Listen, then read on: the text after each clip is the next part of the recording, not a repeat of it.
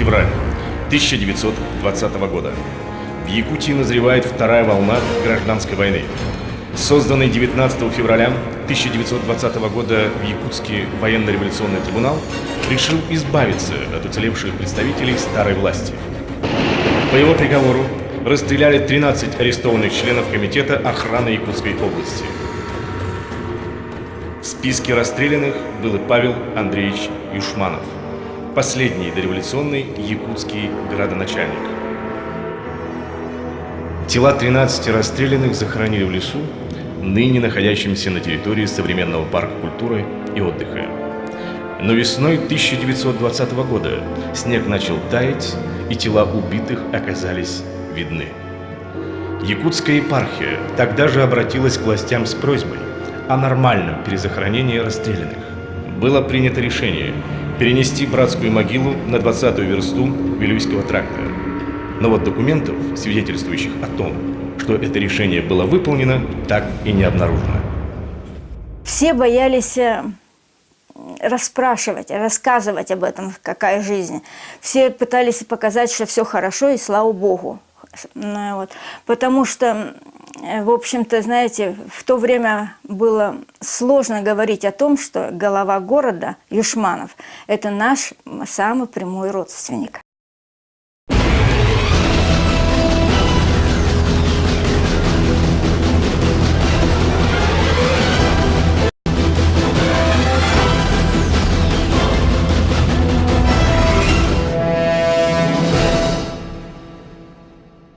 В феврале следующего 2010 года исполняется ровно 90 лет, как был расстрелян последний дореволюционный глава города Якутска, сподвижник губернатора Крафта Павел Андреевич Юшманов. Исследователям удалось установить, что Павел Юшманов был расстрелян прямо во дворе собственного дома. Его усадьба находилась совсем недалеко от современной площади Орджоникидзе, на улице Большой, ныне проспект Ленина. Затем дом Юшманова был разобран и перенесен на территорию современной республиканской больницы. Павел Андреевич Юшманов, последний дореволюционный глава города Якутска, единственный руководитель столицы Якутии, избиравшийся на этот пост 4 раза подряд. При Юшманове в городе были построены первые в Якутии городская электрическая и телефонная станции, первая водокачка, снабжавшая горожан чистой водой, первая дамба и даже первый в городе кинопроекционный аппарат. При Юшманове построили публичную библиотеку, так тогда называлась Пушкинка, и реальное училище. Открылся первый городской банк. Но все это произошло не по мановению волшебной палочки. Павлу Юшманову пришлось приложить неимоверные усилия. Чтобы понять это, давайте посмотрим, что сделали отцы города до прихода Павла Юшманова к власти.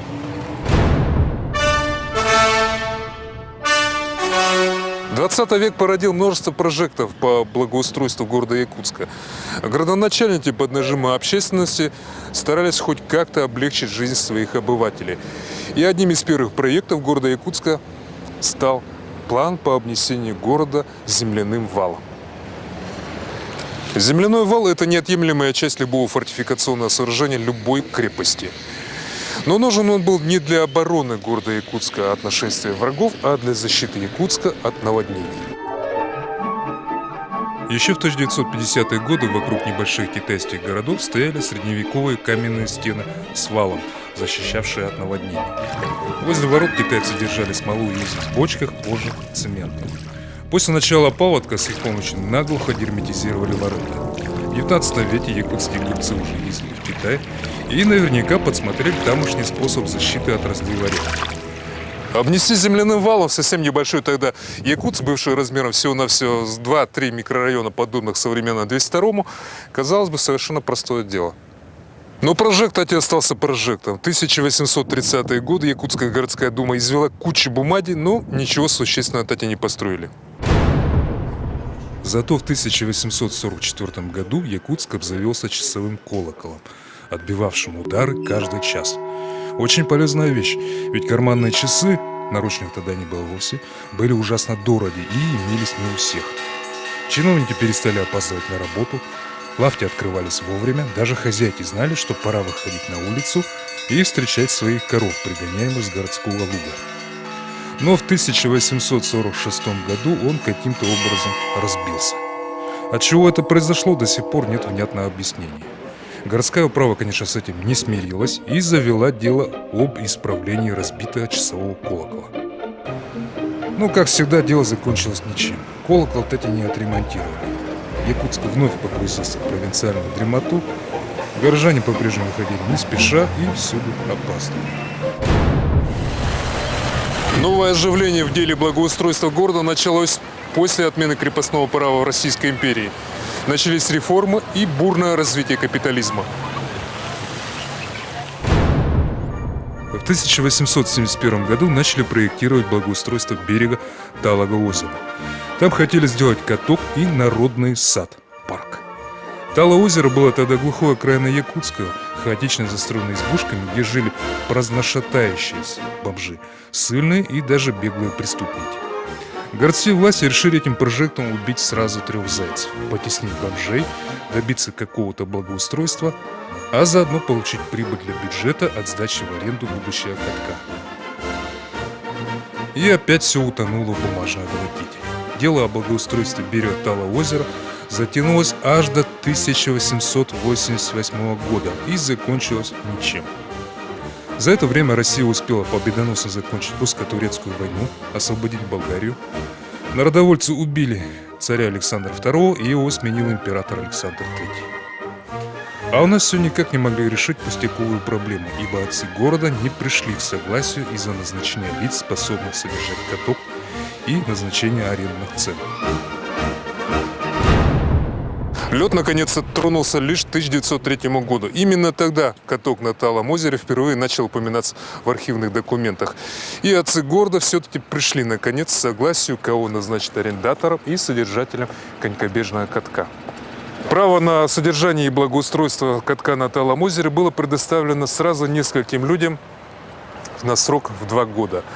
И каток просуществовал очень долго. Символично то, что благоустройство города началось именно с сооружения спортивного объекта, хотя об аббревиатуре ЗОЖ в те времена еще не знали. В Якутске начался настоящий строительный бум. Причем строились не только торговые центры, а весьма полезные объекты, которых за короткое время появилось столько, сколько не строили в прежние времена. Но отчего же исчезла былая неповоротливость отцов города? Якутску просто повезло, что к власти пришли деятельные люди, сумевшие за 5 лет сделать то, на что раньше тратили десятилетия.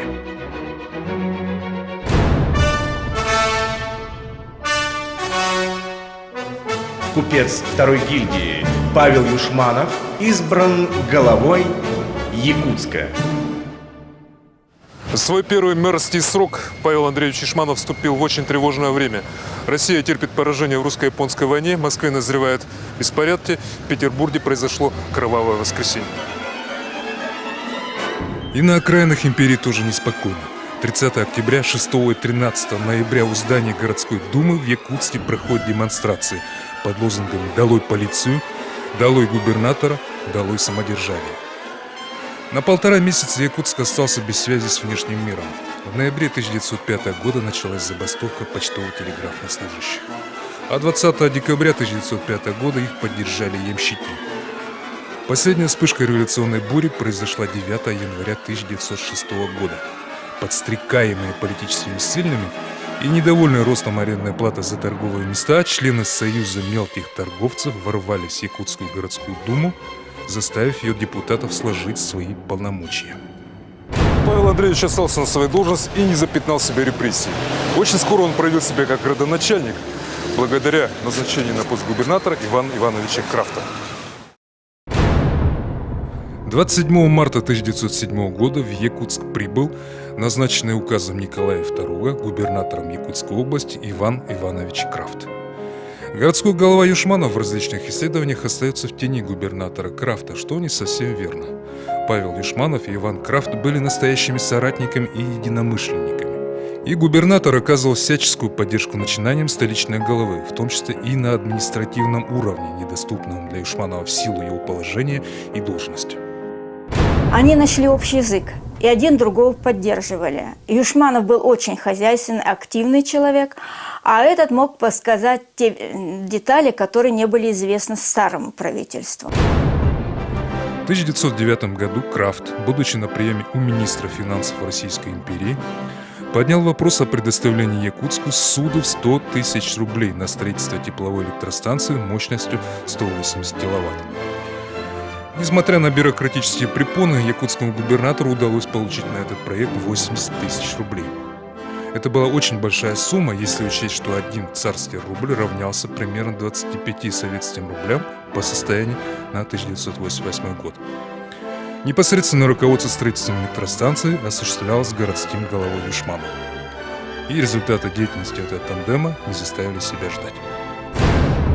Один из первых шагов в деятельности Павла Андреевича Юшманова произошел 12 марта 1907 года. Именно тогда якутское городское управа выдало разрешение чехам Йозефу Бартлю и Вацлаву Черногорскому на строительство в Якутске первого в Якутии пивоваренного завода, в котором варилось настоящее пильзенское пиво.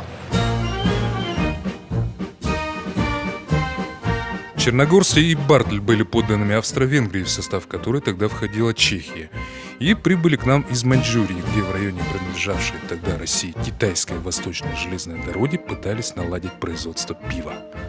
Но из-за множества конкурентов, в том числе и появившейся после 1905 года японской компании Asahi, там у них ничего не получилось. Участок земли под завод был отведен в районе Талого озера, бывшем тогда застроено весьма хаотично городской окраины, и считался не самым лучшим. Но в этом землеотводе можно видеть стремление ввести хоть какой-то порядок в этой части города. К тому же лучшие участки были давным-давно заняты. 6 мая 1909 года на Большой улице, ныне проспект Ленина, начали строить публичную общественную библиотеку. Возведение ее здания обошлось в 35 тысяч рублей и закончилось в 1911 году. В 1910 году губернатор Крафт выхлопотал у главного тюремного управления 1100 рублей для устройства фермы при якутской тюрьме. А в 1911 году Якутская городская дума по настоянию городского головы Павла Юшманова уступила для тюремной фермы 20 десятин земли. Казалось бы, возня с тюремной фермой была не так уж и важна для города. Но надо напомнить, что после поражения в русско-японской войне и оккупации японцами Южного Сахалина прекратила свое существование Сахалинская каторга, куда отправляли со всей России самых опасных преступников.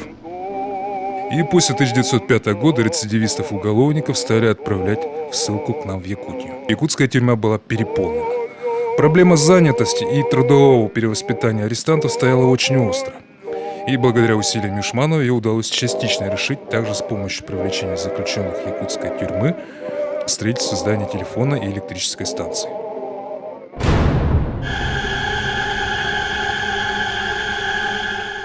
18 октября 1911 года.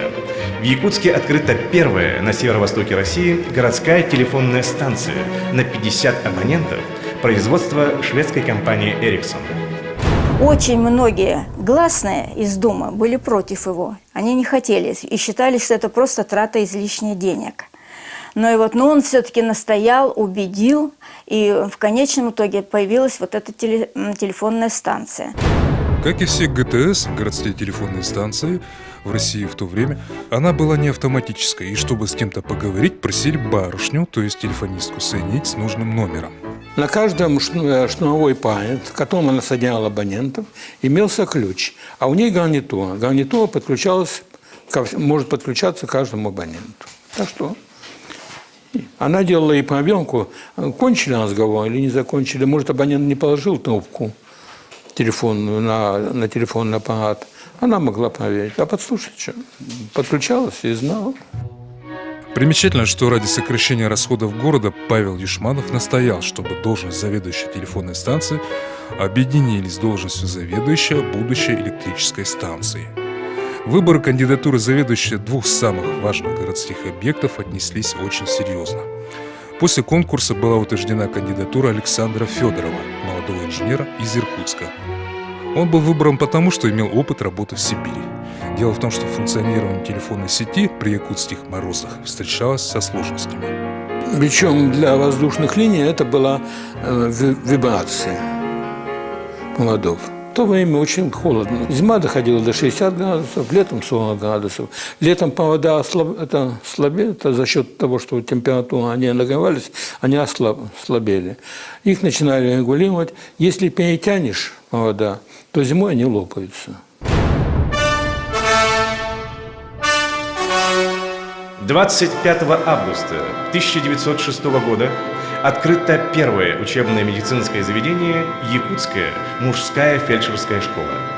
В нее было принято 20 человек, из которых 13 являлись вольнослушателями из политических ссыльных. 9 августа 1913 года торжественно запущена первая тепловая электростанция в городе Якутске. Впервые электрическое освещение зажглось на улице города и в 200 домах, в том числе в магазинах купцов Кушнарева, Коковина и Басова, Никифорова, Громовых, Силиных и в Преображенской церкви. Как люди радовались, когда впервые зажглись лампочки. Это рассказывала мне бабушка, потому что было очень интересно, необычно. Ну и люди стали чаще встречаться, чаще общаться стали. Проект реставрации башни Якутского острога на 1976 рублей 49 копеек в архитектурный комитет также подавался за подписью Крафта. Реализация проекта в 1911 году осуществлялась под руководством главы города Павла Юшманова. Кстати, башня, ставшая символом столицы Якутии, после этого реставрировалась всего лишь один раз – в 1982 году при переносе на территорию Краеведческого музея. В дореволюционное время была совершенно острая, как и сейчас, проблема обеспечения горожан чистой питьевой водой. И при Павле Андреевиче Юшманове была построена первая водокачка на протоке Хатыстах, а также берегоукрепительная дамба. В 1914 году началось строительство здания окружного суда. Было построено каменное реальное училище, среднее учебное заведение, альтернативная классической гимназии. В училище изучаемые предметы носили более практический характер. В частности, не изучались мертвые языки вроде латыни и греческого, и были уроки труда. В здании уже при советской власти размещался педагогический институт «Колыбель. Высшее образование Якутии». А сейчас оно стоит на улице Ярославского, совершенно заброшенное. К 1914 году число абонентов городской телефонной станции выросло до 148.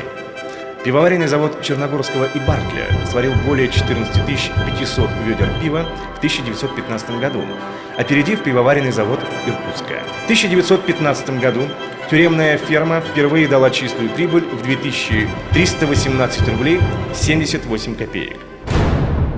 В 1913 году при участии губернатора Крафта началась переписка с Министерством финансов и городского права Иркутска о получении суда из кассы городского земского кредита в размере 80 тысяч. Вокруг электростанции, находившейся примерно на месте современной улицы имени Черяева, планировали построить кирпичный, деревообделочный, мыловаренный и лесопильно-мукомольный заводы. Последнее название, конечно, звучит смешно, вроде чулочно-газетной фабрики. Но заводы эти проектировались маленькими, всего по 10-20 работников и имели большую перспективу. А что? Даже Мацуцита, основатель компании Panasonic, делал тогда свои первые патроны для электроламп в сарае. Вопрос о получении 80-тысячного кредита для города уже был решен почти положительно, но помешало начало Первой мировой войны. Все свободные средства в бюджете Российской империи поглотили военные расходы. Однако Павел Андреевич Юшманов, как рачительный хозяин, нашел возможность застраховать электрическую и телефонную станции и закупить современную по тем временам противопожарную технику. Но и тут помешала война. Поставка пенных огнетушителей сорвалась из-за того, что 26 мая 1915 года в Москве начались антинемецкие погромы, длившиеся до 29 мая. Было избито множество иностранцев, принятых за немцев, в том числе и консул Колумбии, и разграблено представительство русско-немецкой компании Роберт Пфеффер, главного поставщика техники в Якутск. С началом войны Павел Юшманов возглавил комитет по снабжению армии меховыми теплыми вещами. И, как уже ранее говорилось, в 1915 году был вновь переизбран якутским головой. После отъезда Крафта Павел Андреевич Юшманов оставался главой города еще 4 года. При нем вступили в губернаторскую должность Михаил Пономарев, потом Рудольф Витте, и затем управляющим Якутской областью стал барон Тизенгаузен. Примечательно, что даже в такое сложное время Павел Андреевич и не помышлял о приватизации городской телефонной и электрической станции. Изначально они планировались как муниципальная собственность. Несмотря на то, что сам Юшманов был купцом, он не пользовался своим служебным положением. Но единственным документально зафиксированным признаком роста его благосостояния является всего 2-3 дома, которые он сдавал в аренду. Последний срок полномочий Юшманова прервала февральская буржуазно-демократическая революция 1917 года. После отречения Николая II от престола началась волна захватов власти. Последний якутский губернатор Тизенгаузен не осмелился сопротивляться и уступил власть политическим ссыльным. 4 марта 1917 года самораспустилась Якутская городская дума. В таких условиях Павел Юшманов сложил себе полномочия главы города. Он продолжил заниматься предпринимательской деятельностью, а по мере возможностей и общественной. К концу 1919 года Юшманов стал членом Комитета охраны Якутской области, органа власти режима Колчака. Название Комитета охраны было не случайным. После мартовской амнистии 1917 года в Якут съехалось до 600 уголовных ссыльных, ожидавших начала навигации для выезда из Якутии. Такого скопища варья город, где жило всего-то около 7 тысяч человек, не видал со дня основания. От массовых инцидентов спасало лишь наличие на руках у горожан оружия, продажа которого при царе была свободной для лиц, не имевших судимость. Но революционная анархия, национализация речного флота и начало гражданской войны в 1918 году привели к тому, что многие уголовники застряли в Якутске надолго и были организованно депортированы лишь при советской власти в 1920 году. Поэтому Комитет охраны занимался больше вопросами поддержания общественного порядка, а не борьбой с революционерами. Создал охранную такую службу. Ну и вот и тоже ставят в вину, что он выступил против против вот нашей новой власти. Но я считаю, что он прав, потому что он защищал то, что он имел, и то, к чему стремился, и то, что он считал справедливым фактически. Но Павел Андреевич явно осознанно согласился занять такую должность, хотя в то время дни власти белых были уже сочтены. Колчаковские армии терпели поражение, и красные уже проникли в соседнюю Красноярскую губернию. В ночь с 14 на 15 декабря 1919 года в Якутске произошла смена власти. Белогвардейский гарнизон не оказал сопротивления, и вся колчаковская администрация была арестована. Противники советской власти еще не были сломлены. 18 февраля следующего 1920 года в Вилюйске произошел уже контрреволюционный переворот. В Якутии назревала гражданская война. Утром 19 февраля был создан военно-революционный трибунал. К расстрелу были приговорены 13 бывших руководящих членов Комитета охраны Якутской области. Среди них был и Павел Андреевич Юшманов.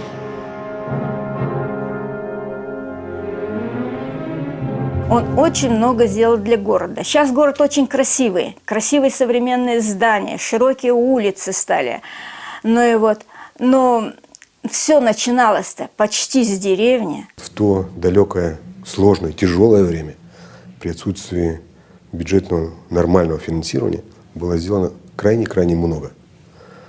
Вот это напор, это умение добиться своей цели, это вовлечь в нужное дело огромное количество людей, предпринимателей, меценатов. Вот.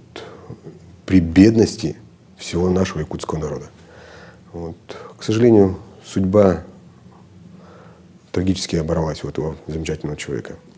Вот. Ну а образ как главы достоин подражания. Не только мой, как мэром города Якутска, а вообще любым руководителем. С таких людей надо брать пример и учиться у них. 12 января 1912 года соизволение государя-императора Николая II и согласно ходатайствам Якутской городской думы звание почетного гражданина города Якутска присвоено якутскому городскому главе, купцу второй гильдии Павлу Андреевичу Юшманову за энергичную деятельность, поднявшую все отрасли городского хозяйства и содействовавшую благоустройству города.